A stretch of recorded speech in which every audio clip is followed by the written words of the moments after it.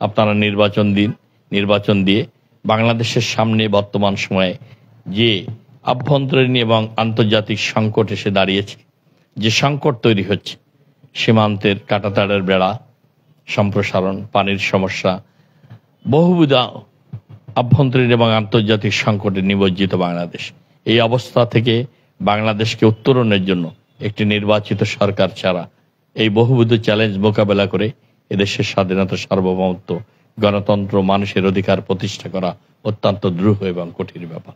এই জন্যই একটি নির্বাচিত সরকারের প্রয়োজন, যেখানে জনগণের ম্যান্ডেট থাকবে, জনগণের প্রতিনিধিত্বরা রাষ্ট্র পরিচালনা করবে। এটি আমাদের প্রত্যাশা। আপনি মংলা রামপালের জনগণ বলে আর কি জনতার এমপি হিসেবে এখন বর্তমানে আপনাকে দেখতে আছে। অচিরেই পার্লামেন্টে আপনাকে নিয়ে বিচল স্বপ্ন মংলা রামপালবাসী। সেই মংলা রামপালবাসী সাধারণ জনগণ মাদক মুক্ত, চাঁদাবাজ মুক্ত একটি মংলা রামপাল, একটি স্মার্ট বা কর্মস্থানের একটি অনেক জনগণ আমি অচিরে মংলা রামপাল ভ্রমণ করছি। আবার আগামী শুক্রবার ম্যাচ টিভি মংলা রামপালে যাবে। সেই জনগণের প্রতি আপনার কোন ধরনের মেসেজ থাকবে? ধন্যবাদ আপনাকে।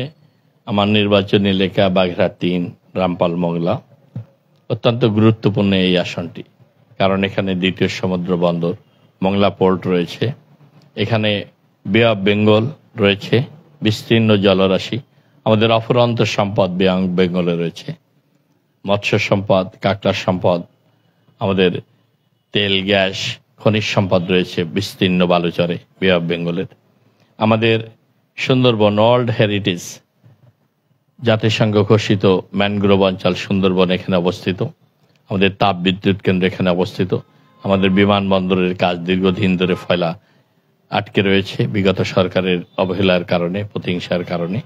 দেশনেত্রী বেগম খালেদা জিয়া ফয়লায় খুলনা মংলা মহাসড়কে খানজাহান আলী বিমানবন্দর ভিত্তিপ্রস্তর স্থাপন করে, জমি অধিগ্রহণ করে অনেক কাজ করেছে। পরবর্তীতে গত 17 বছর এই সরকার এসে এই কাজগুলো বন্ধ রেখেছে প্রতিহিংসাবশত।